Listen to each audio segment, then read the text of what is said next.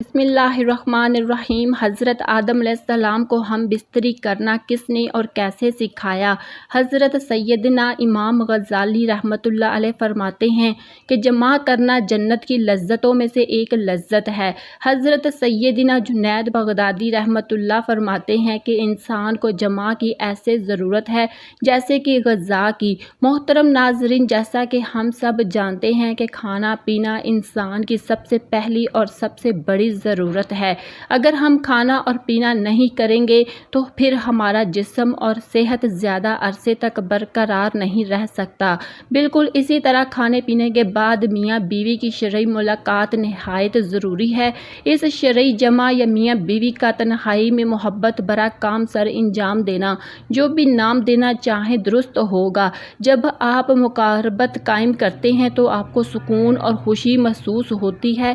آپ بھی اپنے آپ سے پیار کرنے لگتے ہیں۔ میاں بیوی کی مقابلت کے دوران ایسے ہارمونز خارج ہوتے ہیں جو خوشی کا باعث بنتے ہیں۔ جب میاں بیوی خوشی سے ہوتے ہیں تو اعتمادی میں اضافہ ہوتا ہے اور محبت میں بھی اضافہ ہوتا ہے۔ اللہ تبارک و تعالیٰ نے حضرت آدم علیہ السلام کے بعد حضرت حوا علیہ السلام کو پیدا فرمایا اور یوں نسل انسانی کی تخلیق ہوئی، جس کی ابتدا حضرت آدم علیہ السلام کو مٹی سے پیدا فرمانے کے بعد حضرت آدم علیہ السلام کو اللہ تبارک و تعالیٰ نے جنت کے اندر تخلیق فرمایا، اور حضرت آدم علیہ السلام جنت کے اندر اکیلے بشر تھے اور ان کی جن سے کوئی بھی بشر موجود نہ تھا کہ جس کے ذریعے سے حضرت آدم علیہ السلام انسیت حاصل کرتے۔ چنانچہ آپ اپنے دل کے اندر سوچا کرتے، کاش میرا بھی کوئی ہم جنس بشر ہوتا تاکہ میں بھی ان سے انسیت حاصل کرتا۔ اللہ تبارک و تعالیٰ خوب جانتا تھا جو کہ حضرت آدم علیہ السلام کے دل کے اندر چل رہا تھا۔ جبکہ حضرت آدم علیہ السلام سو رہے تھے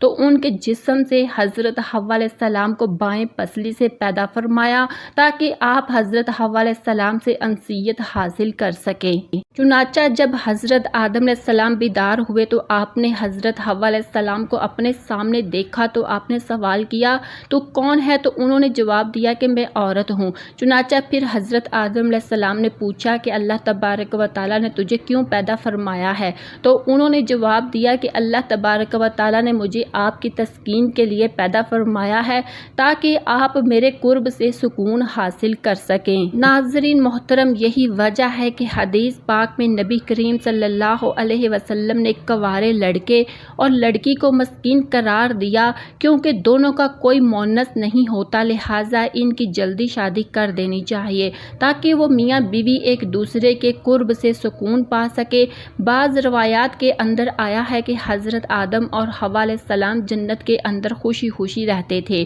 اور وہاں پر عیش و زندگی گزار رہے تھے، لیکن یہ بات یاد رکھیں کہ اللہ تبارک و تعالیٰ نے جنت میں حضرت حوا علیہ السلام کی تخلیق سے پہلے ہی حضرت آدم علیہ السلام کو ایک درخت کے قریب جانے سے اور پھل کھانے سے منع فرما دیا تھا، جبکہ بعض روایات کے اندر اس واقعے کو اس طرح ذکر کیا گیا ہے کہ حضرت آدم علیہ السلام جب جنت کے اندر رہتے تھے تو ان کا کوئی مونس اور غم خوار نہیں تھا کیونکہ آپ اکیلے انسان تھے۔ چنانچہ آپ کے دل کے اندر یہ چاہت تھی کہ کاش میری جنس سے کوئی اور بھی ہوتا کہ میں جس سے تسکین حاصل کرتا، تو اللہ تبارک و تعالیٰ نے حضرت آدم علیہ السلام پر نیند کا غلبہ فرما دیا۔ ناظرین محترم، یہ بات یاد رکھیں کہ یہ پہلی نیند تھی جو کہ بنی آدم پر طاری ہوئی۔ چنانچہ اس نیند کے اندر اللہ تبارک و تعالیٰ نے حضرت حوا علیہ السلام کو حضرت آدم علیہ السلام کی بائیں پسلی سے پیدا فرمایا۔ چنانچہ جب حضرت آدم علیہ السلام بیدار ہوئے،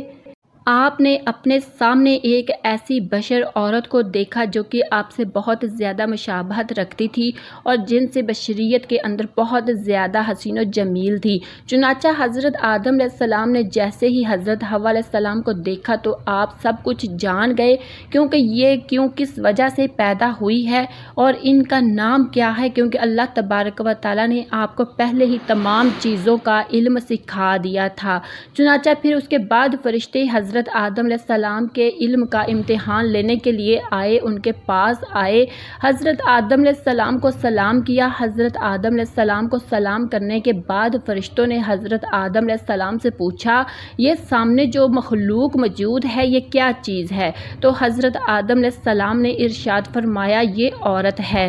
چنانچہ پھر ان فرشتوں نے سوال کیا، یہ عورت، اس عورت کا نام کیا ہے؟ تو حضرت آدم علیہ السلام نے فرمایا، اس کا نام ہوا ہے۔ جس پر فرشتوں نے پھر سوال کیا، اس کا نام ہوا کیوں رکھا گیا ہے؟ چنانچہ حضرت آدم علیہ السلام نے جواب دیا، کیونکہ ان کو ایک زندہ انسان سے پیدا کیا گیا ہے، اسی وجہ سے اس کا نام ہوا علیہ السلام رکھا گیا ہے۔ حضرت ابراہیم نخعانی رحمۃ اللہ علیہ روایت کرتے ہیں کہ جب اللہ تبارک و تعالیٰ نے حضرت آدم علیہ السلام کو پیدا فرمایا تو اللہ تبارک و تعالیٰ نے حضرت آدم علیہ السلام کی طرف فرشتوں کو بھیجا، حضرت آدم علیہ السلام کو جمع یعنی ہم بستری کرنے کا حکم دیا تو انہوں نے حضرت حوا علیہ السلام سے ہم بستری کی۔ چنانچہ جب حضرت آدم علیہ السلام جمع سے فارغ ہوئے تو حضرت حوا علیہ السلام نے کہا، اے آدم علیہ السلام، یہ تو بہت اچھی چیز ہے، اس کو میرے ساتھ اور زیادہ کرو۔ اس حوالے سے اس کی کوئی سند موجود نہیں کہ یہ روایت درست بھی ہے یا نہیں،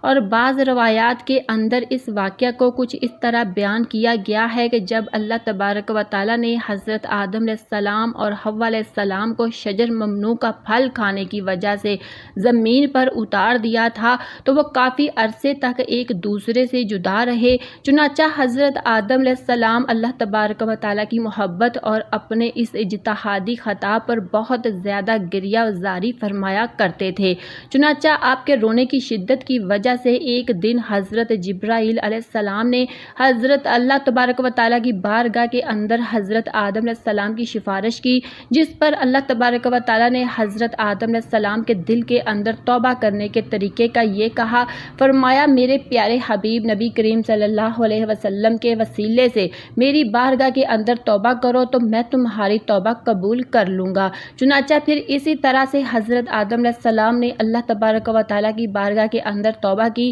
تو اللہ تبارک و تعالیٰ نے ان کی توبہ کو قبول کرتے ہوئے حضرت جبرائیل علیہ السلام کو خوشخبری سنانے کے لیے بھیجا۔ چنانچہ حضرت جبرائیل علیہ السلام حضرت آدم علیہ السلام کے پاس آئے اور ان کی توبہ کی مقبولیت کی خوشخبری ان کو سنائی،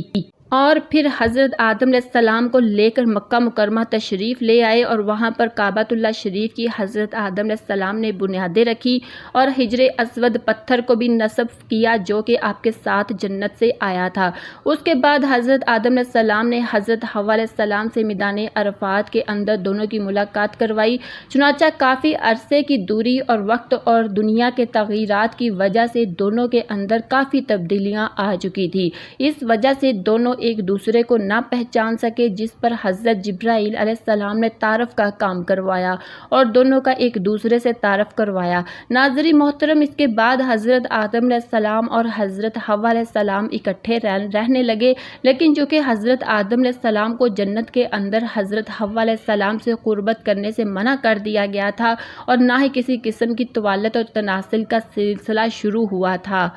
اس لیے حضرت آدم علیہ السلام اور حضرت حوا علیہ السلام علیحدہ علیحدہ سویا کرتے تھے۔ چنانچہ ایک مرتبہ اللہ تبارک و تعالیٰ نے حضرت جبرائیل علیہ السلام کو حکم دیا کہ جاؤ اور حضرت آدم علیہ السلام کو حکم دو کہ وہ حضرت حوا علیہ السلام سے جمع کرے اور ان کو آداب مباشرت بھی سکھاؤ۔ چنانچہ حضرت جبرائیل علیہ السلام حضرت آدم علیہ السلام کے پاس آئے اور ان کو اپنی بیوی حضرت حوا علیہ السلام کے قریب ہونے کا حکم دیا اور ان کو آداب مباشرت بھی سکھائے اور انہیں اس بات کا حکم دیا کہ یہاں سے اٹھ کر حضرت حوا علیہ السلام کے پاس جا کر لیٹے۔ چنانچہ پھر حضرت آدم علیہ السلام نے ایسا ہی کیا، جس کے بعد حضرت آدم علیہ السلام جب واپس آئے تو حضرت جبرائیل علیہ السلام نے پوچھا کہ آپ نے اپنی بیوی کو کیسا پایا؟ تو حضرت آدم علیہ السلام نے ارشاد فرمایا، بہت اچھا پایا۔ محترم ناظرین، اس حدیث پاک کے بارے میں علماء کرام یہ ارشاد فرماتے ہیں کہ یہ حدیث منکر ہے، کیونکہ اس حدیث کے اندر راوی ایسے ہیں کہ جن کو امام بخاری نے منکر قرار دیا ہے۔ پھر اس کے بعد حضرت حوا علیہ السلام سے نسل انسانی کی ابتدا ہوئی، اور بعض روایات کے اندر ذکر ہے کہ آپ کو 20 حمل ٹھہرے اور آپ کے ہاں 20 لڑکے اور 20 لڑکیاں پیدا ہوئی۔ اسی طرح نسل انسانی پھیلتی پھولتے ہوئے آج ہم تک پہنچی ہے۔ اللہ تبارک و تعالیٰ سے دعا ہے کہ اللہ تبارک و تعالیٰ ہمیں واپس اپنے مقام جنت کے اندر پہنچنے کی توفیق عطا فرمائے، آمین۔